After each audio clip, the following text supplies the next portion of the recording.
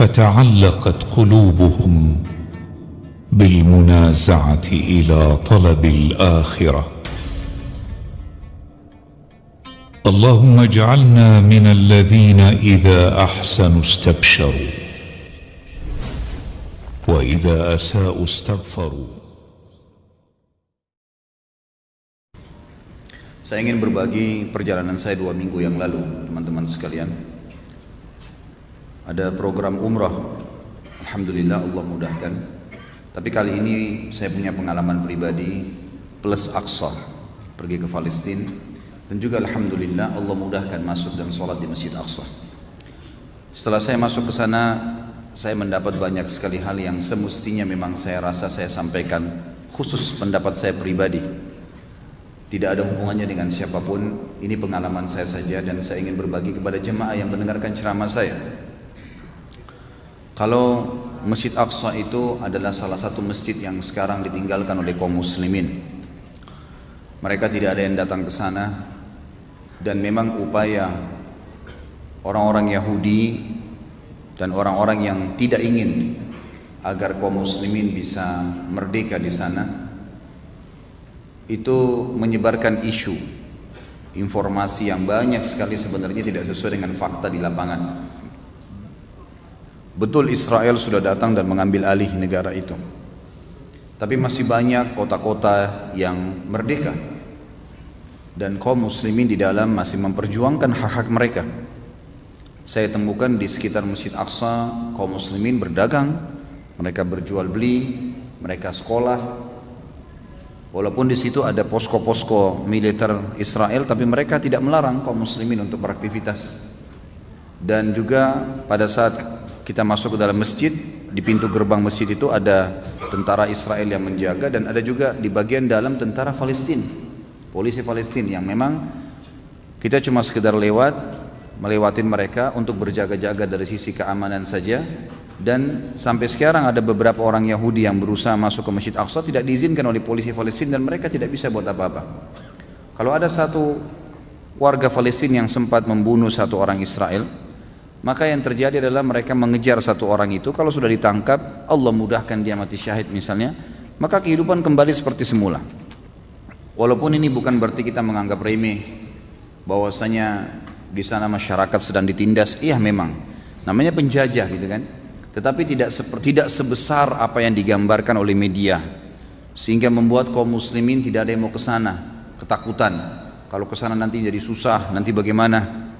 Sampai ada satu jemaah saya yang mengatakan kalau ke Masjid Aqsa terus bagaimana, di sana lagi konflik, nanti kalau mati bagaimana? Ya, mati dimanapun kita berada, gitu kan? Dan kalau memang kita dikaruniakan mati karena dibunuh oleh orang Yahudi, itu luar biasa, mati syahid. Hadis yang sahih menjelaskan kalau seseorang itu dibunuh oleh ahli kitab, maka pahalanya double syahidnya. Beda kalau orang terbunuh oleh ahli kitab, maka pahalanya double dibandingkan dengan kalau terbunuh oleh orang biasa atau masyarakat atau selain daripada ahli kitab. Intinya begitu. Jadi saya ingin berbagi sebenarnya, kalau Allah mudahkan Anda memiliki rezeki dan bisa umrah plus Aqsa, maka lakukanlah.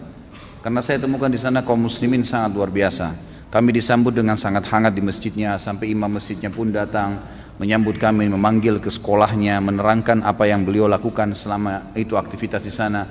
Berapa banyak hafidhah dan hafidh Al-Quran dari bapak-bapak, ibu-ibu, anak-anak yang tamat dari madrasah yang ada di sebelah atau di lokasi sekitar Masjid Aqsa. Bagaimana keadaan para syuhada, di situ ada kuburan mereka. Kemudian banyak sekali hal lah yang luar biasa sekali. Dan mereka mengatakan dengan datangnya kalian saja di sini sudah cukup untuk memberikan motivasi tambahan buat kami, semangat baru, gitu kan? Dan ternyata saya temukan di lapangan Turki adalah negara sekarang yang sangat faham tentang poin ini, sehingga akhirnya mereka dalam sepekan itu bisa 3 pesawat yang masuk, dan itu kurang lebih tidak kurang dari 1000 Muslim Turki yang masuk ke Palestina, dan mereka masuk rame-rame sholat di Masjid Aqsa, gitu. Pada saat ditanya kenapa, dia bilang karena kami tidak mau kehilangan masjid ini. Sekarang tentu lagi dijajah, tentu saja tidak sebebas kalau tidak dijajah, tapi kaum muslimin kalau punya kesempatan dan bisa untuk masuk sholat, kenapa tidak? Karena dalilnya terlalu banyak. Saya kemarin pas transit visanya ke Mekah dulu, habis umroh 3 hari, baru kami ke Amman, kemudian kami ke Palestina. Amman 2 hari, Palestina 4 hari, kemudian ke Madinah 3 hari. Di Mekah saya sempat mampir di satu perpustakaan, penjual toko buku lah. Saya beli buku khusus untuk Palestina dan saya temukan buku, alhamdulillah Allah kasih taufik, seorang doktor yang memang asli Palestina, itu yang menulis dengan buku bergambar atlas khusus untuk Palestina. Maka saya mendapatkan banyak informasi baru di situ. Di antaranya hadis-hadis yang beliau angkat, sejarahnya, kisahnya dan seterusnya. Dan masjid itu sangat agung, luar biasa. Dari jarak jauh kalau kita lihat mungkin seperti biasa, tapi pada saat kita masuk ke dalam itu masjid yang sangat luar biasa. Kalau saya bahasakan sangat leks, bagus sekali. Batu-batu yang digunakan batu-batu gunung yang seperti marmer tapi warnanya putih, cuma bukan marmer, bagus sekali batu itu dan sangat bagus bangunan itu, sangat luar biasa gitu. Ya, sangat bagus dan sangat luar biasa. Dan sejarahnya sangat panjang. Belum lagi hadis-hadis Nabi, ada hadis tentunya yang berbunyi dan ini dilemahkan oleh para ulama, diriwayatkan Baihaqi bunyinya, sholat di Masjid Haram Mekah 100.000 pahala, sholat di masjidku ini, di Masjid Nabawi maksudnya 1.000 pahala, dan sholat di Masjid Aqsa 500 pahala. Tapi ini hadis dilemahkan oleh para ulama hadis, dan ada hadis lain diangkat oleh penulis buku itu, dikatakan ada hadis yang dihasankan oleh para ulama, yaitu hadis yang berbunyi Nabi SAW pernah bersabda, sholat di Masjid Aqsa adalah 1/4 dari sholat di masjidku ini. Maksudnya kalau di Masjid Nabawi 1.000 pahala, Masjid Aqsa itu 250 gitu kan. Tetapi ada hadis yang lebih kuat daripada itu, dan ini juga baru saya temukan kemarin riwayat itu. Kemudian dikatakan Nabi SAW bersabda, Sulaiman telah meminta kepada Allah, Sulaiman alaihissalam, Nabi Sulaiman, karena Masjid Aqsa itu dibangun oleh Nabi Ibrahim alaihissalam 40 tahun setelah dibangunnya Masjid Haram Mekah. Jadi dalam sebuah riwayat Bukhari pernah ditanya kepada Nabi SAW, berapa lamakah masa jedah pembangunan Masjid Aqsa setelah Masjid Haram Mekah? Maka kata Nabi SAW 40 tahun. Karena Ibrahim setelah membangun Ka'bah alaihissalam, beliau lalu menuju ke Palestina dan membangun Masjid Aqsa itu. Tapi yang jelas Masjid Aqsa ini ada riwayat yang lain diperbaharui lagi oleh Sulaiman alaihissalam, salah satu keturunan Nabi Ibrahim alaihissalam, dan beliau berdoa setelah selesai membangun Masjid Aqsa berkata, kata Nabi SAW, Sulaiman meminta 3 hal setelah membangun Masjid Aqsa. Yang pertama, minta agar kerajaannya diawasi oleh Allah secara langsung.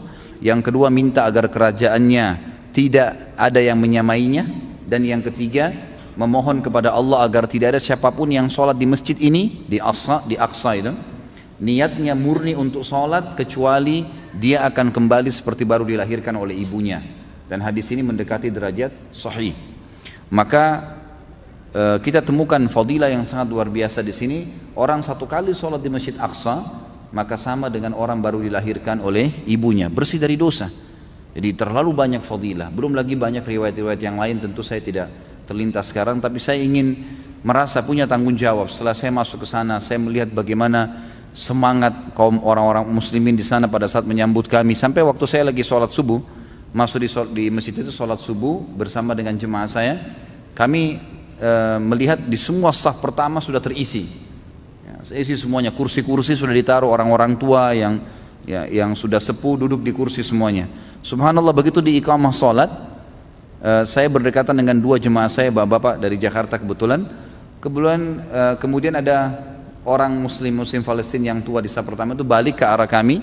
Dia lihat kami ini orang asing, kelihatan bukan penampilannya seperti orang Palestina, lalu dia mengalah gitu ya, dia menyuruh masuk ke saf pertama, disuruh maju. Lalu dia saling motivasi sama teman-teman satu sama yang lain, ayo kita dapat pahalanya teman-teman kita yang datang jauh mengunjungi kita ini, akhirnya kita didarukan masuk ke saf pertama gitu. Kemudian sangat hangat sekali sambutan mereka. Bagaimana setelah selesai sholat mereka ada yang bicara semangat menyebutkan masalah jihad walaupun cuma 5-10 menit. Jadi suasana yang sangat luar biasa gitu ya. Suasana ada yang tersendiri, ada nilainya yang luar biasa. Belum lagi di situ ada kotak amal khusus diurus oleh Syu'un Islamiyah.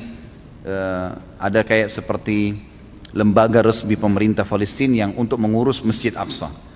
Maka ini juga sesuai dengan hadis disebutkan Maimunah ini salah satu istri Nabi SAW. Ada riwayat yang mengatakan dia tetap dalam keterbudakannya. Maimunah ini adalah salah satu dari orang Yahudi Quraidah. Waktu suku Quraidah diusir oleh Nabi SAW, dikalahkan di perang setelah perang Ahzab di Madinah karena mereka berkhianat, maka Maimunah menjadi bagian dari Nabi SAW, bagian Nabi SAW. Maka Maimunah ini setelah mengucapkan syahadat mengatakan, ya Rasulullah, sampaikan kepada kami tentang Baitul Maqdis. Maka kata Nabi SAW, sholatlah, kata perintah, sholatlah ke sana, karena siapapun yang sholat di sana akan mendapatkan pahala 1000 kali lipat dibandingkan tempat lain. Hadis ini derajatnya sahih, berarti menandakan dia sederajat dengan sholat di Masjid Nabawi, gitu kan? 1000 pahala. Lalu kata Maimunah, bagaimana kalau orang tidak mampu ya Rasulullah? Kata Nabi SAW, maka dia menyumbang minyak, ya, atau membeli minyak yang bisa menyalakan penerangan di masjid itu. Karena siapa yang menerangi Masjid Aqsa sama dengan pahala sholat di dalamnya. Di sini motivasi untuk merenovasi tentunya, menyalakan listriknya, memperbaikinya dan seterusnya. Alhamdulillah kemarin saya sempat motivasi jemaah saya. Ini ada kotak, saya bilang di sini tempat penyumbangan. Kita nggak perlu lagi melalui LSM, ini sudah sampai di tempatnya. Sumbangkan langsung di kotak itu. Ya, kemudian kita akan mendapatkan pahala karena itu khusus memang untuk penjagaan dan perawatan Masjid Aqsa itu sendiri. Jadi Allah alam ini hal yang saya rasa perlu saya berbagi supaya jemaah tidak perlu ragu atau kaum muslimin tidak perlu ragu untuk mengunjungi ke sana, berharap supaya bisa mendapatkan pahalanya gitu kan. Walaupun memang ada pendapat sebagian ulama yang mengatakan tidak boleh ke sana selama memang harus izin dengan Israel. Tapi mereka memang sekarang menjajah. Ada sebagian yang mengatakan mereka menjajah. Kalau kita masih diizinkan, masih bisa masuk dan kita bisa memberikan bantuan dengan doa kita, dengan kita tetap hadir di masjid itu, kemudian bisa memberikan bantuan untuk mereka, maka kenapa tidak itu? Allahu a'lam.